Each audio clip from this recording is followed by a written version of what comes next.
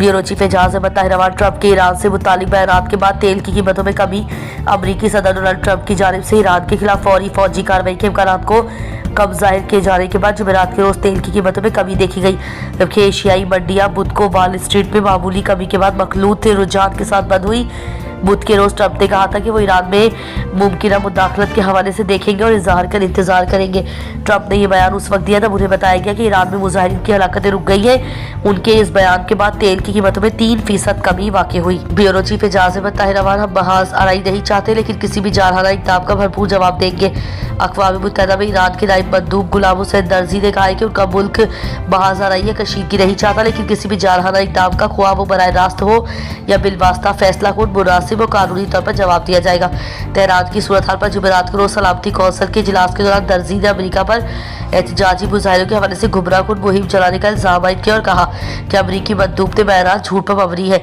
उन्होंने मजीद कहा कि मुसल्लह गिरोहों ने पुरअमन एहतजाज को हाईजैक कर लिया है और वाशिंगटन इस फौजी मुदाखलत का जवाब तलाश करने की कोशिश कर रहा है, जिसकी वो धमकी दे रहा है ताकि ईरान में तनज़्ज़ुम को गैर मुस्तहकम किया जा सके। ब्यूरो चीफ एजाज अहमद ताहिराबाद बरतानवी अखबार दी टेलीग्राफ के मुताबिक सऊदी अरब, कतर और ओमान ने वाशिंगटन से हंगामी मुज़ाकरात की और ट्रंप को फौजी कार्रवाई मौखर करने पर यह कहकर आमादा किया कि तेहरान को अपने अच्छे अमल का मुजाहरा करने का मौका देना चाहिए।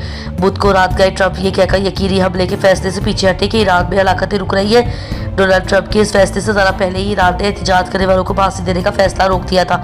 इस हवाले से एक सीनियर सऊदी ऑफिशियल ने खबर एजेंसी AFP को बताया कि खलीजी मुल्कों ने तवील और थका देने वाली आखिरी लम्हात में की गई सिफारती कोशिशों से सदर ट्रंप को फायर किया और ईरान को एक मौका और दिया जाए।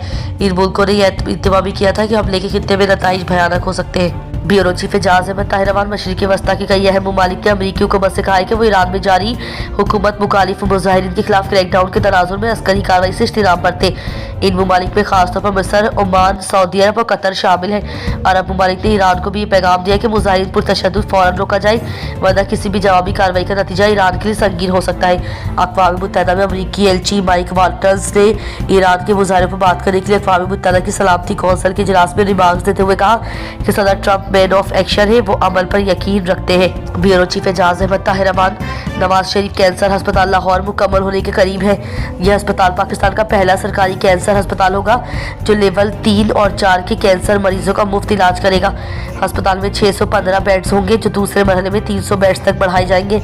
अस्पताल में radiation therapy bunkers, paediatric oncology wards, operation theatres, bone marrow transplant centre और कीमोथेरेपी सेंटर जैसे जदीद तरीन सहूलतें फराहम की जाएंगी। वज़ीर आला पंजाब मरीम नवाज ने अस्पताल की तामीर की निगरानी की है और इसे जल्द अज जल्द मुकम्मल करने की हिदायत की है।